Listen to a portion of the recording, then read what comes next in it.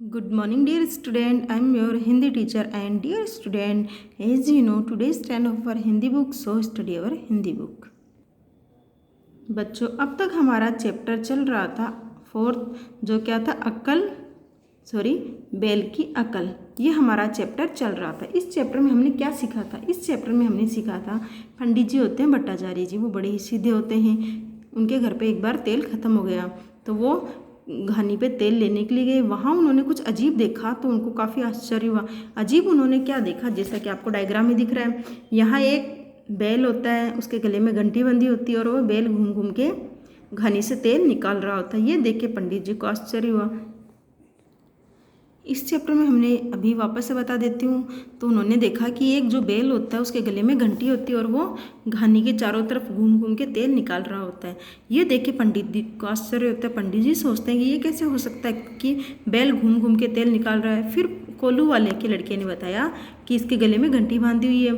तो पंडित जी ने पूछा, गले में घंटी बांधने का क्या कारण है? तो कोल्लू वाले ने बताया कि जब ये रुक जाता है तो मैं इसको दौड़ाने के लिए आ जाता हूँ और मुझे पता चल जाता है घंटी बजनी बंद हो जाती है तो मतलब इसने काम करना बंद कर दिया, मैं इसको दौड़ाने के लिए आ जाता हूँ। इसके बाद में पंडित जी जैसे भोले भाले होते हैं, सीधे साधे होते हैं, तो वो उसी प्रकार से प्रश्न पूछते हैं कि बैल अगर एक जगह खड़ा होकर रुक जाए और गले की घंटी बजाता रहे तो तुम्हें नुकसान हो जाएगा। ये सुनकर आपको आश्चर्य होगा कि किस प्रकार का जवाब कोल्लू वाले ने दिया।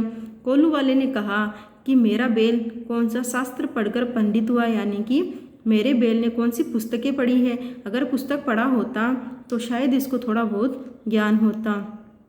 तो इससे हमें क्या शिक्षा मिलती है बच्चों? इससे हमें शिक्षा मिलती है कि किताबों के ज्ञान से ज़्यादा हमें व्यवहारिक दुनियादारी की समझ होनी चाहिए। तो ये था हमारा चैप्टर और इस चैप्टर के हमने कुछ प्रश्न उत्तर भी करे थे। तो देखिए वो हमने क्या किया था। तो हमने प्रश्न उत्तर में किए थे, सही उत्तर पर सही का चिन्ह लगाओ, ये हमारा हो गया था। फिर हमने किया था उचित मिलान करो, तो बच्चों ये भी हमने अच्छे से किया था। नेक्स्ट हमने किया था रिक्त स्थानों की पूर्ति करो, तो इतना सब हमारा हो गया था।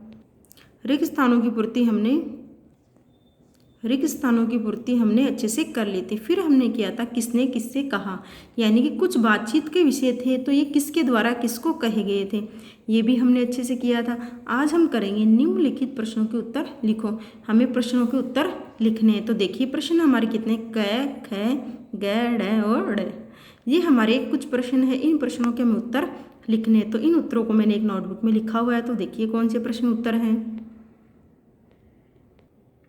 हमारा फर्स्ट प्रश्न है, पंडित जी कोल्लू पर क्यों आए? पंडित जी कोल्लू पर क्यों आए, किस लिए आए? तो उत्तर देखिए, पंडित जी कोल्लू पर तेल लेने आए, ये हमारा उत्तर हो गया। आगे, पंडित जी को क्या देखकर आश्चर्य हुआ? तो उत्तर देखिए, पंडित जी ने जब घानी को बैल के द्वारा घुमाते हुए देखा तो आश्चर्य हुआ। आगे है हमारा नेक्स्ट प्रश्न, सरसों का तेल कैसे निकलता है? तो हमें उत्तर में लिखना है कि सरसों का तेल किस प्रकार से निकलता है, यानी कि हमारे अध्याय में, हमारे चैप्टर में किस प्रकार से सरसों का तेल निकालना बताया गया है। तो उत्तर है, बैल जब घानी को घुमाता है तो घानी में सरसों के बीजों पर दबाव पड़ता है तथा इससे तेल निकलता है। ये हमारा उत्तर हो गया। आगे है हमारा, पंडित जी को क्या बात परेशान कर रही थी? उत्तर है, पंडित जी ने सोचा अगर बैल जरा चालाकी से काम चोरी करे तो कोल्लू का कितना नुकसान हो जाएगा। यही पंडित जी की परेशानी थी, यानी पंडित जी सोच रहे थे यदि बैल थोड़ी सी चालाकी करे, एक जगह खड़ा रहे, घंटी बजाता रहे, तो कोल्लू वाले को तो लगेगा कि घंटी चल रही है, इसका मतलब बैल चला जा रहा है, लेकिन इससे क्या होगा, पंडित ने सोचा कि इससे कोल्लू वाले का नुकसान हो जाएगा। यही पंडित जी की परेशानी थी। आगे देखिए, पंडित जी की बात का कोल्लू वाले ने क्या उत्तर दिया? पंडित जी ने जब उसको कहा कि तुम्हारा बैल एक जगह खड़ा रहकर काम चोरी करे तो तुम्हारा नुकसान हो जाएगा, तो इसका कोल्लू वाले ने क्या उत्तर दिया? देखिए, पंडित जी की बात का जवाब कोल्लू वाले ने इस प्रकार दिया, मेरा बैल क्या शास्त्र पढ़कर पंडित बना है? तो ये बात कोल्लू वाले ने कही कि मेरा बैल जो है वो कौन सा शास्त्र पढ़कर पंडित बना है कि इसे इतना ज्ञान हो कि एक जगह खड़े रह के काम चोरी भी की जा सकती है। तो ये क्या था, कोल्लू वाले का जवाब किसको? पंडित जी को। तो बच्चों आज क्या करना है, आज आपको नोटबुक में प्रश्नों के उत्तर लिखने हैं। देखिए आप एक बार वापस से देख लीजिए, इन प्रश्नों के उत्तर आज आपको अपनी नोटबुक में प्रश्न उत्तर के रूप में लिखना है। मुझे उम्मीद आपको ये समझ में आ गया होगा। अब आगे का पोर्शन देखिए, हमें क्या करना है। आगे हमारा अंतर समझो और वाक्य में प्रयोग करो। अब हमें दो शब्द दिए गए हैं, दोनों के दिखने में समान है लेकिन फिर भी इनमें काफ़ी अंतर है और इन अंतरों को समझ के हमें वाक्य में प्रयोग करने हैं। तो फर्स्ट है बैल। बैल क्या होता है? बैल एक जानवर होता है, जैसे कि हमारे चैप्टर में था। और बैल, ये वाली बैल क्या, ये घंटी है। देखिए वाक्य में बैल का वाक्य में प्रयोग देखिए, सुनीता तो दिन भर कोल्हू के बैल की तरह काम करती। ये हमारा वाक्य प्रयोग हो गया। सेकेंड है बेल। बेल देख लिए, घर के बाहर एक कोल बेल लगी थी। ये हमारा बेल का हो गया। आगे है घंटी।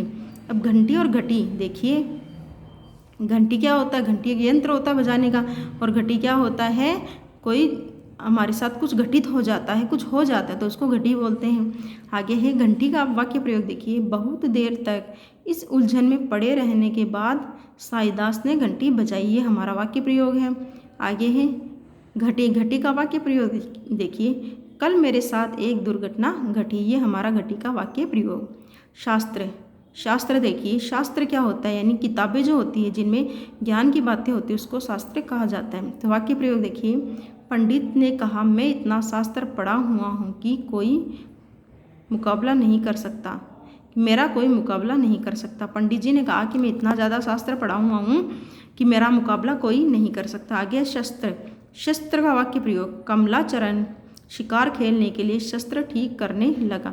ये हमारा शस्त्र का वाक्य प्रयोग है। आगे देखिए, आगे है हमारा समानार्थी शब्द। समानार्थी शब्द का अर्थ होता है ऐसे शब्द जो एक दूसरे से समान हो। देखिए पंडित, पंडित का समानार्थी शब्द लिखना। पंडित कौन होता है? विद्वान होता है जिसमें काफ़ी ज़्यादा ज्ञान होता है। आगे है आंखें। आंखें आप एक तरीके से कह सकते हैं ये क्या है? समानार्थी शब्दों को हम पर्यायवाची शब्द भी कह सकते हैं। तो आंखें, आंखें का पर्यायवाची शब्द या समानार्थी शब्द क्या रहेगा?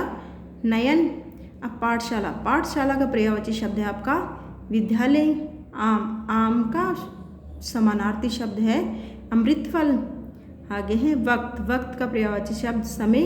हमारा लास्ट है संग। संग का पर्यायवाची शब्द या समानार्थी शब्द साथ। ये आपके थे समानार्थी शब्द। तो बच्चों ये भी आपको क्या करने हैं? नोटबुक में होमवर्क में करने हैं। आगे देखिए, आगे है संज्ञा शब्द रेखांकित करो व भेद के नाम लिखो। हमें कुछ वाक्य दिए गए हैं, इन वाक्यों में हमें संज्ञा शब्द भी दिए गए हैं। हमें क्या करना है? इन संज्ञा शब्दों को समझना है। पहले तो संज्ञा शब्दों को अंडरलाइन करेंगे, अंडरलाइन करने के बाद में इन संज्ञा शब्दों के ये कौन से रूप है वो लिखने हैं। तो फर्स्ट है घंटी बजती रही।